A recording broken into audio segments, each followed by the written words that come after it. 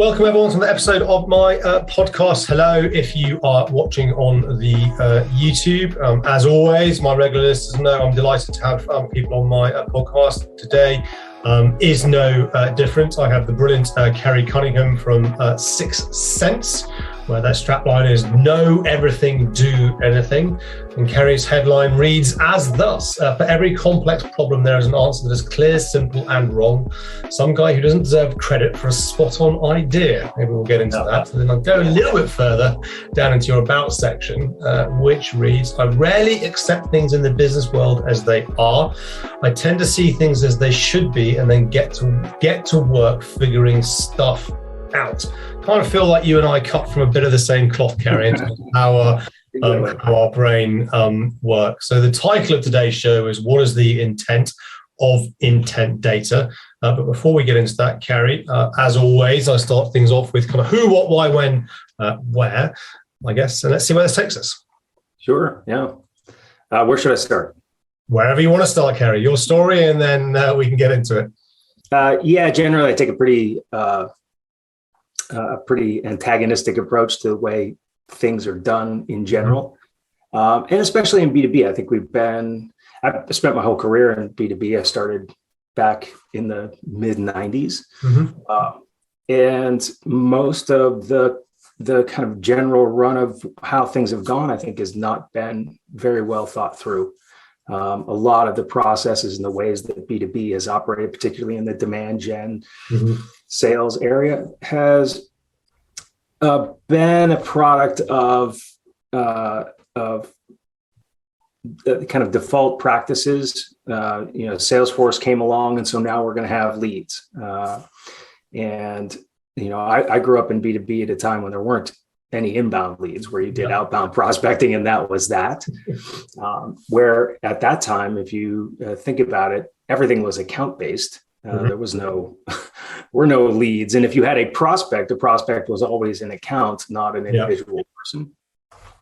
I left B2B. I ran a third-party teleservices organization for a long time, so much closer to sales than marketing, but a lot of kind of product marketing stuff, developing messaging and that kind of stuff. So we sold the company, and I took a bunch of years out of business, and I went and worked in 5 different research labs in social science and in San Francisco. I got a graduate degree in organizational psychology. I studied a lot of consumer psychology, really fascinating stuff. Learned how to do stats, and that sort of changed my perspective on everything. Cool. To me, it's kind of the keys to the kingdom. Is being able to understand what data is actually saying.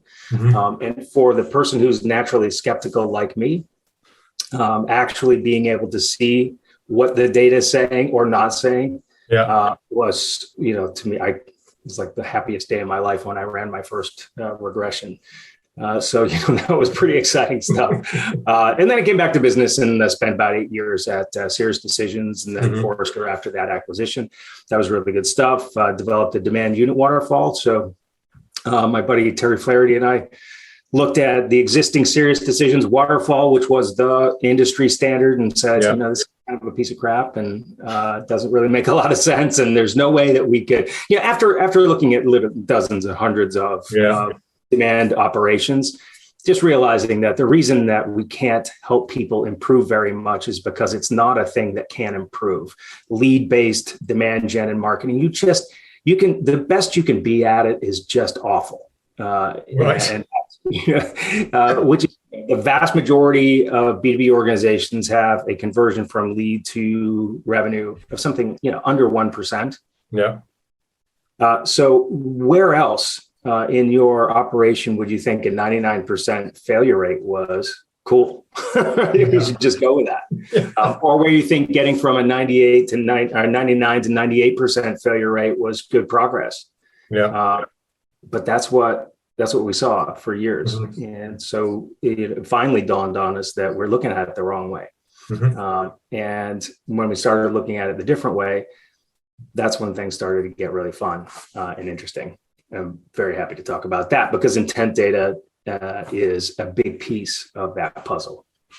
And I'm glad that you kind of taken us down that route around looking at things in a different way. I've just finished a a book called by Tom Goodwin, Digital Darwinism, the second edition. And his kind of is a brilliant read. And he's not a cynic, but he kind of just takes a step back and looks at all this digital transformation chat that we're seeing in the world generally through a slightly different lens. And his view is that all we're doing is forcing this new technology onto old processes, rather than let's actually rip up the rule book, and the old processes are not fit for purpose anymore. And we need to kind of reinvent how we are doing things. And I believe, absolutely agree with you in terms of B2B sales. We've been doing the same old way for years and years and years. Like you back in the day in recruitment, the only thing we could do was outbound, smash those calls, hit the calls, and you approached an account, not a person. You looked at an account and you were cradle to grave in terms of the sales cycle. I was hiring salespeople into sales roles, and you did 3 roles. It was either new business, account management, or channel. And that was it in terms of all of this. And fast forward to where we are today, I believe we have huge opportunity ahead of us. It's just we need people to be brave in terms of challenging the norm and taking that leap of faith. And the reason I wanted to kind of talk around the intent data piece, because that in itself causes so much debate kind of on social around what is intent data and how useful is it in a B2B sales process. So if we kind of start there and then go down maybe why the conversation is happening, because people are looking at it through the wrong lens. Yep. Yeah, absolutely. My favorite thing in the world to talk or write or present or whatever about right now. So, about 6 years ago, back at Serious Decisions, we came up with this thing that we called the intent data framework, because at the time, intent data Bombora was just becoming a thing, and people were saying, oh, maybe instead of leads, we should be looking at intent data. And that's what we should be thinking about, and how we identify prospects. And it occurred to us in looking at that there's some truth in that, but if the people who are on competitor websites or looking for competitors or looking for keywords or whatever, if that signals a good buyer for you, then it can't possibly be the case that the people who are on your website are less interesting, right? But almost nobody was looking at who's in their anonymous traffic. That's still the case today. Yeah. So what we did with the intent data framework was said, okay, well, yeah, so third-party intent, that's a thing. People are out looking around for things, and you can kind of tell what accounts are looking for what to some extent. But then there's all of this traffic on your website that you're not looking at. So I think we were the first ones to say that's first-party intent. That's the people, you should be paying attention to that. And then your leads are another form of intent. They really should be, in most cases, a stronger form of intent, but not the way that you're looking at them. The way that you're looking at them is each individual person who comes to your website and fills out a form represents one unique selling opportunity. That's, without articulating it, that's exactly how that's been treated. When you do a conversion rate in demand gen, you say how many leads converted out of how many total we had. Yeah. But when you look at the data always shows something like 1.5 to 2 leads per account. So if you look at any period of time, for 6 cents last year, we have these things called hot leads, or kind of like an MQL. We had, I'm going to not get the exact number right, but like 836 of them, something like that. That came from 419 accounts. We sell one thing. So we didn't have 836 selling opportunities. Yeah. At the very most, there were 419. Yeah. Right? But then when you look further into the data, and this is also true of everybody that we looked at, about half of our leads came from accounts where there was only one lead from that account. Right. So out of that 419 accounts, 212 of them, I think, for us, there was just one person in the entire year who filled out a form from that account. Those are not prospects. That's a person with a personal interest, right? Yeah. The other accounts had an average of 3 people, but that's also super lumpy, so that sometimes you have 9 and 10 or 12 or whatever. So for me back then, and even now, the revelation is you have to know which accounts are sending a ton of people to your website and pay attention to them at the exclusion of everybody else. Let everybody else look at your content, ungate stuff, let them go. Pay attention to the accounts where there's 7 or 8 or 9 people.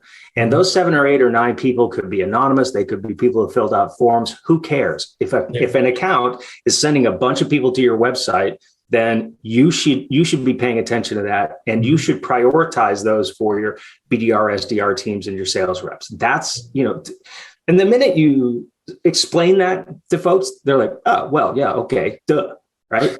It's just, it's like this, it's like the simplest, most obvious thing in the world. Yeah. Everybody gets it right away. The problem is the systems and processes that we've had for the last 15 years in B2B don't let you do it. If what you have is marketing automation and Salesforce automation, you're not going to be able to see it. Yeah. And Google Analytics is not going to show it to you in real time either. So you're just not going to know. If an account that you love that is in your sweet spot has 10 people on your website next week, you'll never know. You're going to be completely oblivious to that. Even if all 10 of them fill out forms, you're still not going to know, because you're going to send each one of those leads to BDR. Yeah. And that BDR is going to look at it one at a time. They're going to look at the one that they like the most and try that. Maybe they try 2 of them. You're counting on the least trained, least experienced person in your organization to recognize that there's a real selling opportunity here, right? Which is probably not a great bet. Yeah. And then what they're going to do, because their incentive is, I got to produce a sales qualified lead for sales. So if they get one of those guys to get a hold of them and qualify them, send them to sales, they're done with that account. That's it. So if you send 8 more leads from that account to that BDR, they're just going to mark them as duplicates or already working or whatever it is, right? So if you're in marketing, you have done an amazing job or gotten very lucky at having all of these people coming to your website, and you're ignoring almost all of it, if not suppressing most of it. Yeah. And sales is to blame here too, because sales will say, yeah, don't keep sending me those things. I already got those. I already got that. Right. So all of these incentives are really operating against the best interest of the organization and against the organization actually recognizing what's happening, which is the simplest thing in the world. A whole buying team, buying group is on your website looking at you hard, and you are not seeing it. Right. So for me, that's what's animated over almost everything that I've done over the last 6 or 7 years, and where the intent conversation comes into it. What we did after about 5 years is we modified the intent data framework and said it's buying signals. That's what we care about. Everybody gets hung up on what's intent, what's not intent. Forget that. There are buying signals. There are many, many types of buying signals. And what you have to do as an organization is recognize the ones that matter to you, the ones that really indicate a buying process that you can compete for. Pay attention to those. Forget about everything else. Make it as simple as possible for your sellers to understand which accounts are really, really in market, and then get those things to them, right? To me, that's the whole thing. There's every intent vendor sells signals, and some of those signals are great and some of those signals are not great. The signals that are on your website anonymously, we're doing this research now at 6 Sense, 97% of your web traffic on average is anonymous. Yep. If you're a marketer and you're not doing everything you can to understand what's in that 97%, it's malpractice, right? Either fix it or turn in the keys to that engine and go do something else. That's what I think about that, right? It's terrible, right? And you've already paid for it. This is sunk cost. This is a product of your work that's showing up on your website and you're ignoring it. And that's just absurd. Now, that doesn't mean, so this is where I want, the big change in the way people need to think about this is, I'm not saying anonymous traffic is a better signal than leads. I'm not saying anonymous traffic is better than third-party intent or third-party intent is better than anonymous traffic. They all suck individually. None of them by themselves are going to be very good. Yeah. Right. It's just the combination of all of these things that can help you really prioritize much more effectively. So if you've got an MQL from a Fortune 500 company or something that you're trying to sell to, and that's the only thing that what you can take from that one MQL is that company's not going to be buying anything from you anytime soon. Yeah. If that's the only person on your website looking at your stuff, forget it. That's nothing. Right. But if you have that MQL and you have a big surge of anonymous traffic that same week, same month, you probably want to pay attention to that. right? Yeah. And you don't have to train people to know that. That's obvious, right? And the same thing if you have third-party intent. If you see a lead and a little bit of anonymous traffic and a ton of third-party intent, like marketing's got to get on that. Like marketing has to get those people who are out there looking for the kind of thing you sell to come to your website and be anonymous traffic and be leads, right? So that all of the signals help you understand who should be doing what, where that buyer is in their journey, and then how you should be prioritizing those things. So that's a long rant on that, but that's, when I think about intent data, I sort of want people to stop thinking about intent data and really start thinking about what are the signals that will help you identify the buyers that you should be paying attention to, and then do everything you can to cobble together all of those signals and bring them together into one thing that's going to help a sales rep not only know which account to focus on, but what to focus on and help out in understanding what to say. I think, and again, I guess this is the marketing in terms of how it is presented. I hadn't ever really considered that you have your leads. You then have your first party data and your third party. Yes, your leads, your first party data. Then there's the anonymous data around that, but it's still yours, I guess. And the third party data. Can you just kind of break down a little bit further for listeners as to what you mean by third-party data? Because I know what you mean, but other people may not know exactly what that means. Yeah, absolutely. So in terms of third-party data, there are lots of vendors of different kinds who collect data about individuals from organizations that are exhibiting buying behaviors or shopping behaviors. So they're doing searches on keywords, which is one of the primary ways. So, the people who do your advertising, do your SEO, they know what the keywords are. Your prospects are out using those kinds of keywords. And there are a bunch of vendors who collect the data on which organizations are using those keywords a lot. And that's a form of intent data, third-party intent data. One of the important ones is a branded keywords. So if somebody's doing searches on your competitors, then you can know about that. And you can buy intent data that tells you that, these guys are out looking for your competitors. So if you're a marketer, third-party intent data should be very interesting for you because it's the leading indicator that somebody's in market for the kind of thing that you sell. But anything that's a leading indicator is also going to be not a very strong signal. It's going to be a weak signal, which is why when you have those kinds of signals, the best thing you can do is apply low-cost, high-scale tactics against them. If you're buying intent data and the intent data says, here are 100 companies who are researching keywords associated with the kind of thing that you sell, and they're just starting to show interest in those things, that is not a place to send your sales reps. That's going to be a loser most of the time. But that is a place to send your ads. Right? So if you're advertising in there, if you know people there, send them an email, right? Automate that process at scale so that you can sort of test to see if they're, are they in market? Will they come to your website and look around?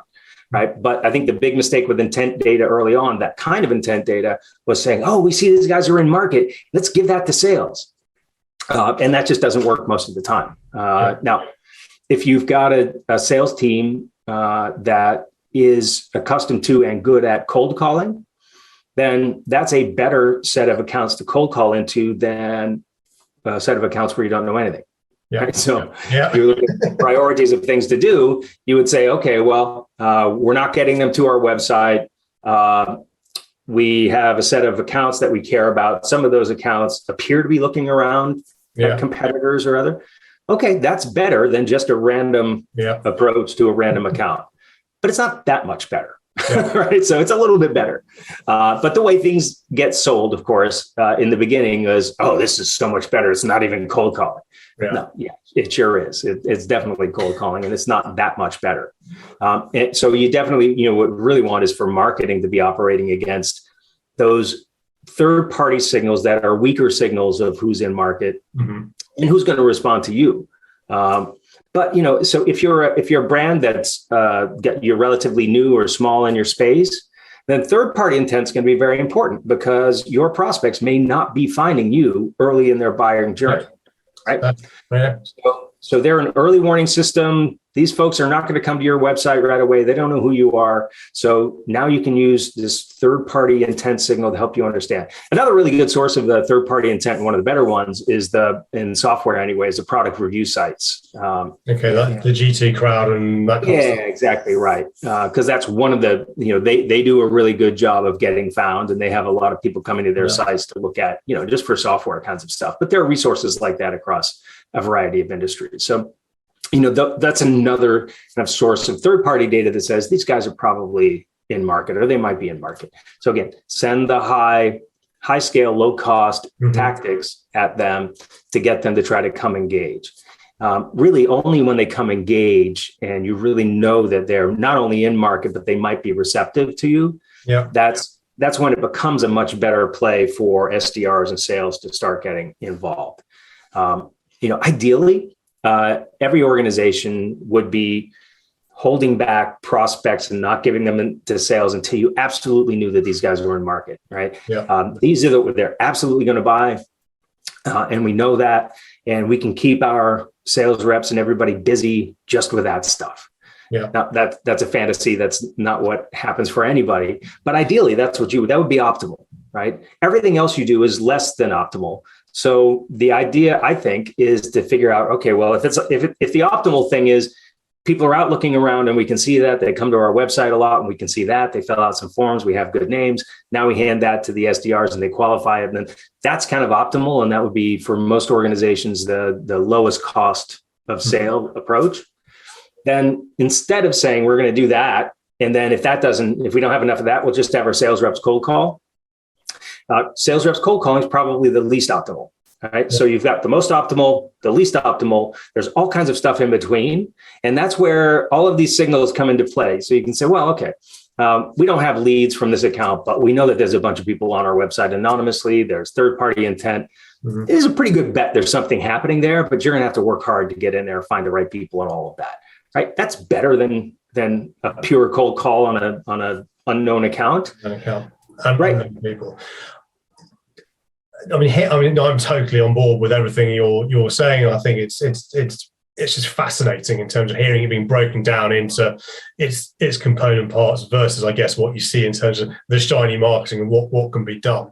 But I'm starting to kind of, in my mind, kind of thinking of the other. Well, what's now bubbling up is we're making assumptions that this is all obvious to people, and certainly, okay, I'm going to be broad brushstroke here, but in my world of more kind of professional services, you start to talk about some of this, and the marketing teams, for the most part, not really on their radar, and they just do what they do because they're paid to do what they do. If we kind of take a step back into B2B sales more broadly, you've then got the narrative, which is the tension between sales and marketing. So because there's that tension between sales and marketing don't really know what sales are doing and vice versa, marketing may well look at that and miss it because they're not understanding what sales are trying to do, and sales aren't educating marketing, which then I guess comes full circle back to your, at the top of the show, that kind of it's all broken. Which then I had Brent Adamson on the podcast a couple of weeks ago, talking about the piece that he had. He was he wrote Challenge Sale, and the piece that he did in HBR with Smart Technologies, the Canadian company, which ripped out the rule book and their sales and marketing process and created the unified central engine, the UCE, where they didn't define between sales and marketing. You just operated as one, and the handover was not block. It kind of flexed, really, dependent on where the buyer was in that journey. So this feels like, again, that do we need to reinvent actually how all of this works together to actually maximize the most out of the technologies like Sixth Sense provide? Yeah, absolutely. And so, so we just rebranded our platform a little while ago, and we call it Revenue AI now. Okay.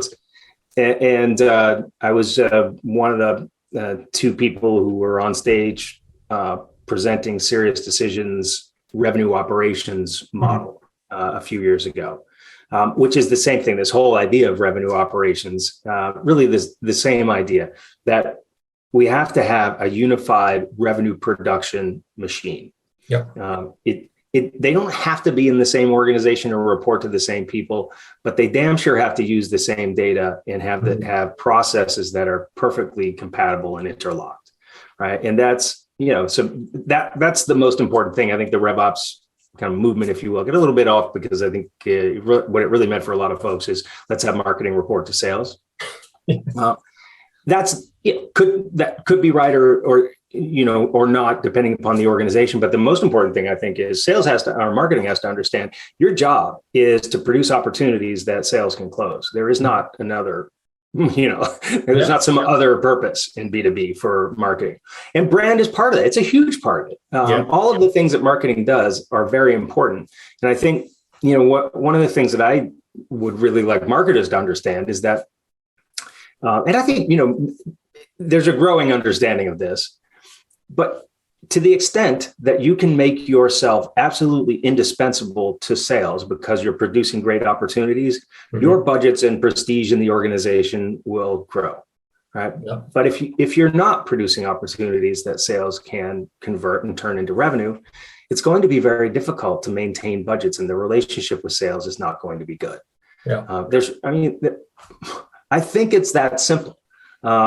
And that it works two ways in some respects, in that sales often doesn't understand or want to understand why it's necessary to spend money on brand and on the pretty things that marketing can produce and all of that.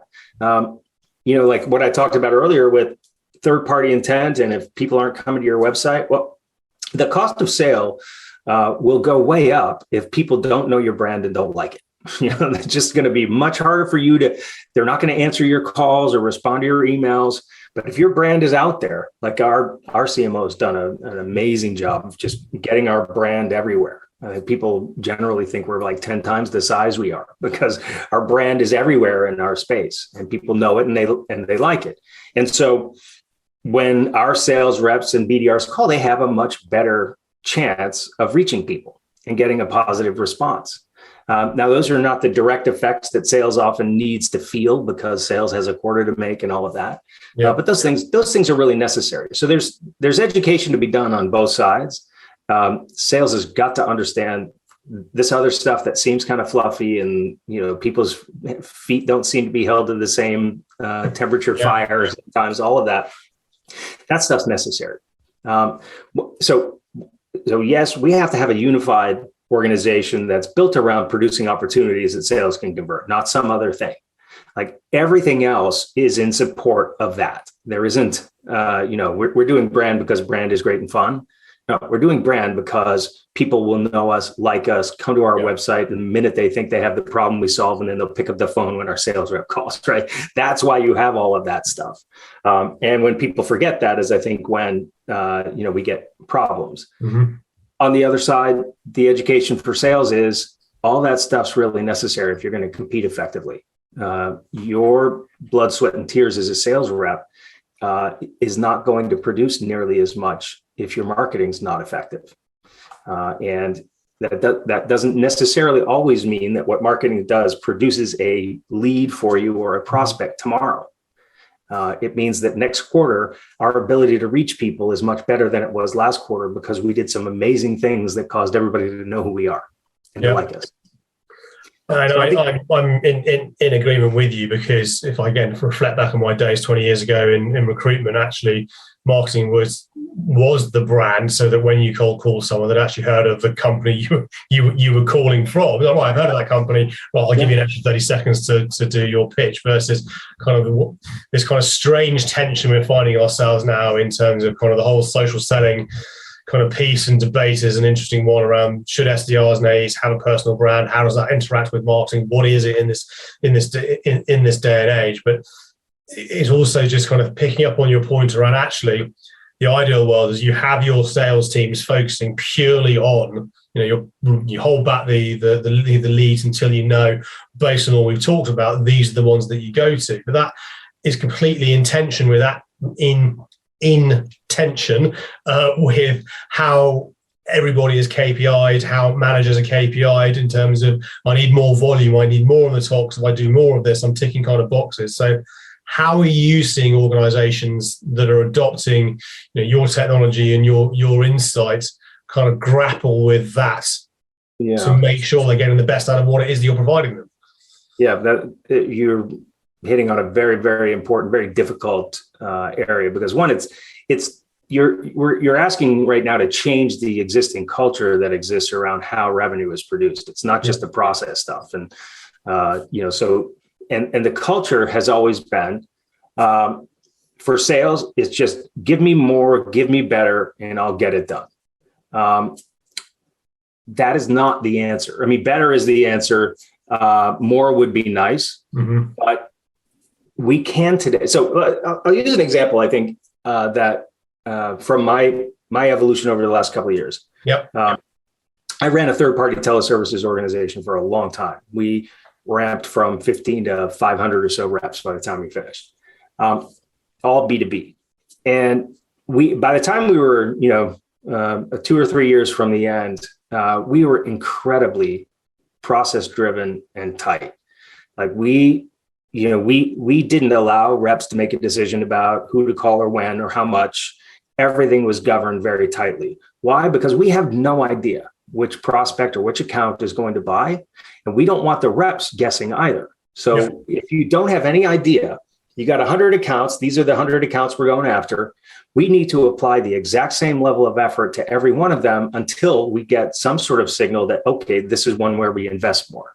Yeah. But we don't invest more until we know that. And we don't disinvest until we know that. Yeah. So we just, so we govern everything tightly because it was a game of the odds. You're just playing the odds. You're going to put the right level of effort into all of them. You give yourself the best chance of succeeding. And that's what I did in our organization. That's what I taught everybody else to do when I was at Serious Decisions. But that is not the right approach anymore. Because now we can know so much more about those 100 accounts. Now I can say, out of those 100 accounts, here's the 20 that are far and away more likely to respond and be in a buying process than the other 100. So we're not going to apply the same level of energy to the 20 as we do to the other 80. We're going to apply most of our energy to the 20. And we're going to keep pinging the 100 because our processes aren't perfect. Our knowledge isn't perfect. Yeah. Some of them are in market too, right? But we're going to invest much more heavily in this much smaller set. And that's a completely different paradigm than it's been in the past. So where we see that happening, inside our customers, that's what we want them to do. Because we're saying, we know, right? And we can measure inside the platform. We know that these guys are in market. We've been looking at their behavior for 2 months now, 3 months now. We see the signals, intent signals, first party intent signals, the leads are all ramping up. All of that gives them this score that says, these guys need attention from SDRs and sales now. You have to get on this or you're going to miss an opportunity. And then when we measure, how did you do against those versus how did you do against everything else? The difference is very stark, right? Okay. So for customers of ours, that's the process. It generally starts pretty skeptically with sales, right? With sales saying, okay, well, we'll see. And we just say, just apply your best effort against the ones we give you. Apply the best effort against the other stuff that you're doing, and we'll see how it pans out. If it doesn't pan out, then you'll fire us and off we go, right? That's the way it should be. Absolutely. But that's the process. And I think for virtually any sales organization, there's going to be skepticism. It's justified skepticism because there have been so many silver bullets that have been thrown their way over the years. So they're going to be skeptical. You need to respect that skepticism. Run a pilot, start with something that's manageable, demonstrate some success that says, and by the way, the instruction that I always give is, if you apply your best effort to the opportunities that we say are the ones that are in market, you will produce a better result on average than if you do something else. So we're not saying you're going to close every one of these things. They're all perfect opportunities. You're going to close every one. No, it's you apply your best effort here, you're going to do better. You're going to make more money. You're going to close more deals. Now, is it 50% more, 100% more, 75% more? That's going to depend on time and over, in different territories and whatever it might be. But that's the idea. We'll improve your performance if you focus on those opportunities. And I think that's the approach that we're really, really want to be cautious about promising sales that, once you get these Glengarry leads, now you're going to be in. Now this is going to be Glengarry. Oh, these are the Glengarry leads. Yeah, it's not that way. We definitely see that effect in some of our customers. That's awesome. In some, maybe it's your organization's now 20% better. 20% sounds for some people like it's awful. That's terrible. Who cares?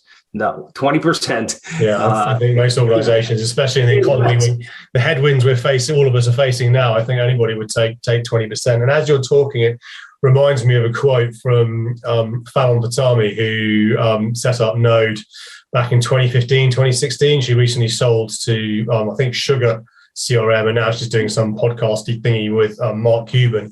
But it's back in, I think, 2017, she was being interviewed, and she said her kind of promise was around her whole, she's ex-Google, was all around using data to make better decisions for sellers and so on. But she said the science is only as good as the art of selling. So you can still present what you believe to be your best bet in terms of going after these potential customers and put your best efforts in. But if you've got a shit bunch of salespeople that approach it all wrong and have a bad approach, it's kind of like you're not getting the Glengarry leads because you're weak type sort of thing. So you can lead a horse to water, but if you still then have to execute upon that sale process, if you will, effectively, to bring those people along the journey. And they may well be, you know what, I do want to talk to you because that's, fortuitous. We are thinking about this. But if you then balls that up, Sixth Sense hasn't failed in terms of its ability to produce the right people to point you at. Your sales processes or your salespeople have balls it up. Well, 100%. And, so one of of course, all of this stuff, intent data, predictive analytics, was oversold like crazy in the beginning. And because it was oversold, the expectation on the part of salespeople was, okay, you're handing me this thing now. I make one call and off we go, and it just was never going to work that way. Sixth Sense has used language that I don't like very much in the past, like, it's like we eliminate cold calls. And no, we don't. You may have fewer cold calls. Yeah. Your cold calls should be much more effective. But for a sales rep, so just to back up one step, like a lot of times I talked about the combination of all of these different signals. Mm-hmm. So every account will have a different combination of signals. Yeah. Some may be swarming your website and have a bunch of people who filled out forms. But there may be another account that's also at the same point in their buyer's journey, but they haven't spent very much time with you. Maybe they don't have anybody who's filled out a form, but every other sign, third-party intent, anonymous traffic, all of it says they're in market. They're going to buy from you or from a competitor. Come on, yeah. Right? But maybe we don't have a hot lead from them. So we're still going to say that one, you have to go get into that one, right? Mm-hmm. And there is not, and we don't have a lead for you, but we're telling you this one is going to buy from your competitor if you don't get in there, right? That's a cold call for your sales rep. And you can't tell them it's not. If you tell them it's not, and then you ask them to do it, they're going to react the way, that's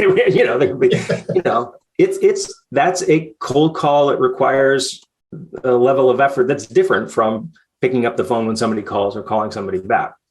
So, I wish nobody would say that we're ending cold calls. They're going to be cold calls.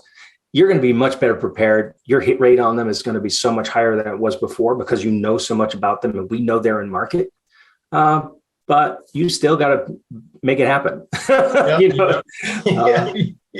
You absolutely do. And I think that's with anything in terms of lead generation, digital prospecting, whatever we're calling, it's all about starting that conversation, but then you got to take that conversation the whole way through. How will that conversation start is almost irrelevant in my point of view. But to your point, what you want to make sure is you're at least putting your best foot forward to be starting the conversations with the right people who are vaguely in the right frame of mind, that they're prepared to have a conversation with you because we know they're thinking about doing something based on the product or service that you solve. And yeah, I said, and this is something, you know, I have a love-hate ratio with social media, because some of the stuff you see kind of peddled out there, you think, oh my God, really? No, we're not in that world anymore, but there we are. So if somebody is thinking about, or they're listening to this podcast, you know, and they think, you know what, I want to give this a go. What would your advice be in terms of how you handle a conversation internally to take to their leaders going, you know, I've listened to Kerry and Alex talking about stuff. To your point, there are skeptics out there still in terms of what would be your advice to kind of get some buy-in from stakeholders that may not be so bought into it? That's a really long way of asking. Really simple. Yeah, no, I get it. So one is do your homework beforehand. And the homework means something like this. So if you're in marketing and you want to talk to sales about a different approach that involves intent data and all of that, you've got to understand what that looks like before you go talk to sales about it. Okay. So the easiest thing in the world is go look in your marketing automation system, presuming you have one, and find out, you know, so I said that there's going to be between 1.5 and 2.5 leads per account.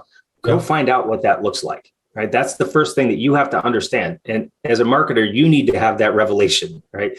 You've been passing leads to sales as if each one represents a new selling opportunity. It's just not true. Sales knows it's not true, and they think you are an idiot for doing that, right? So understand what that is, document it so that you can show it. Mm-hmm.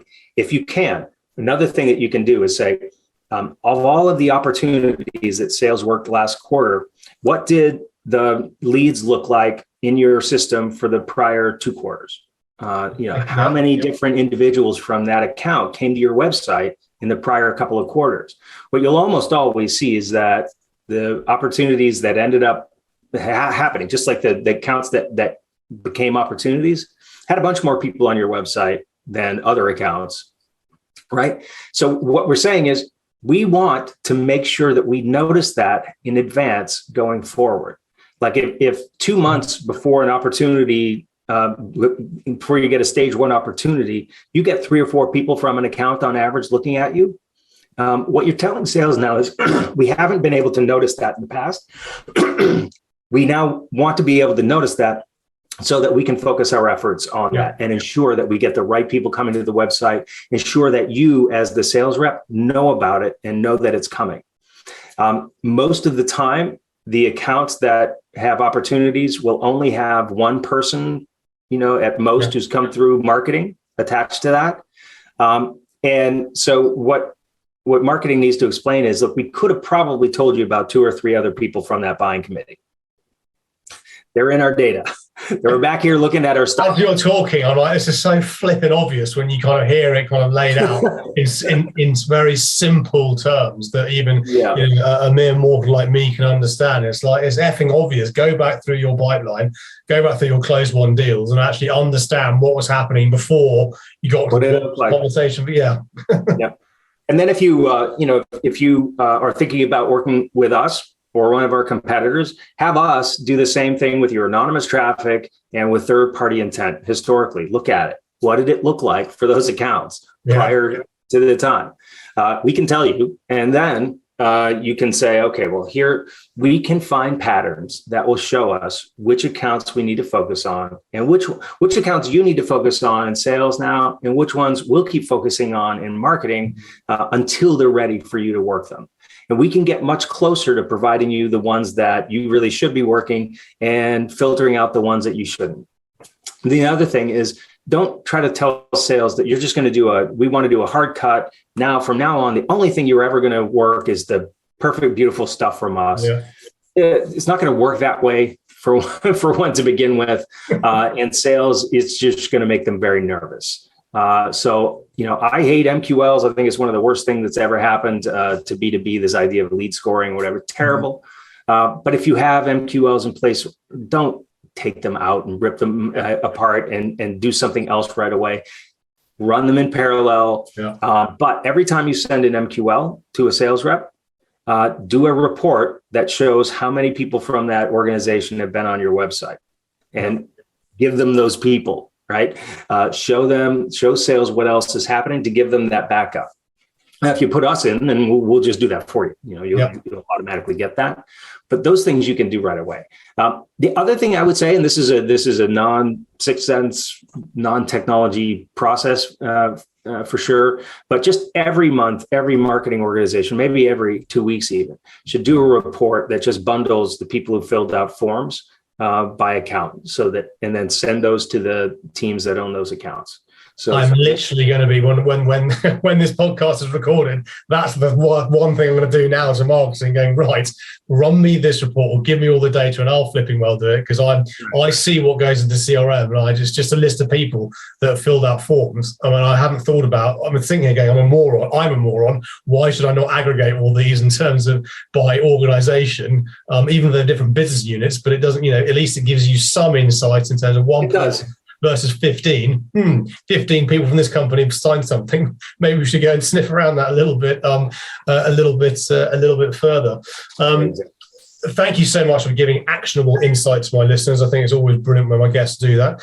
I genuinely suggest that people go and have a look at what Sixth Sense are up to. It is interesting. If you want to find you, Kerry, where's the best place for them to reach out to you and if they want to learn more about what you're up to?